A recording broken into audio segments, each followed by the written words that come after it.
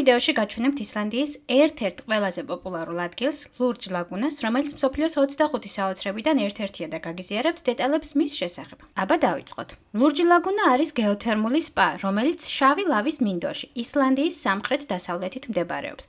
რეიკიავიკიდან დაახლოებით 30 წუთის სავალზეა. იგი ცნობილია თავისი რძიანი ლურჯი წყლებით, რომელიც მდიდარია მინერალებით და სხვადასხვა სამკურნალო თვისებებით. ბილეთები ერთი თვითადრე შევიძინებთ, თქვენს გირჩევთ ცოტა ადრე დაიჭიროთ თადარიგი, რადგან ბოლო წუთს შეიძლება ადგილები აღარ იყოს. ფასები ცვალებადია სეზონის და დღის მონაკვეთის მიხედვით.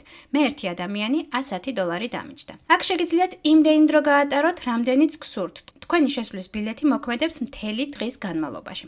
წყალში ნებირობის შემდეგ გავემართე კუთვნილი სილიციუმის ნიღბის მისაღებად. როგორც მითხრეს, კანზე დაახლოებით 20 წუთით უნდა გაიჩეროთ და შემდეგ ჩამოიბანოთ. ადგილზე სხვადასხვა ტიპის ნიღბები აქვთ, სხვადასხვა სამკურნალო თვისებებით. მე სილიციუმის ნიღბის დატვირთვა გადავწყვიტე და სხვათა შორის კანი ძალიან დამირბილა და დამიტენიანა. შემდეგ დავაგემოვნე მათი სასმელები. როგორც უკვე გითხარით, პირველი ჭიქა უფასოა, დანარჩენი ფასიანი. შესვლისას გაძლევენ აი ასეთ სამაჯურებს და მათი სკანირებით შეგიძლიათ დამატებით იყიდოთ სასმელი ან დაიმატოთ ნიღაბი. სამაჯურის ჩაბარებისას კი გამოსასვლელში გადაიხდით თანხას.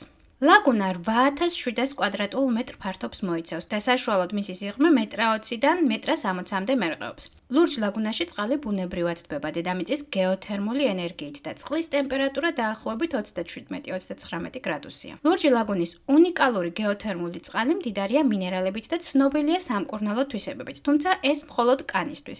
ეცადეთ თმა არ დაისველოთ და რაც შეიძლება ბევრი ბალზამი წაისვით.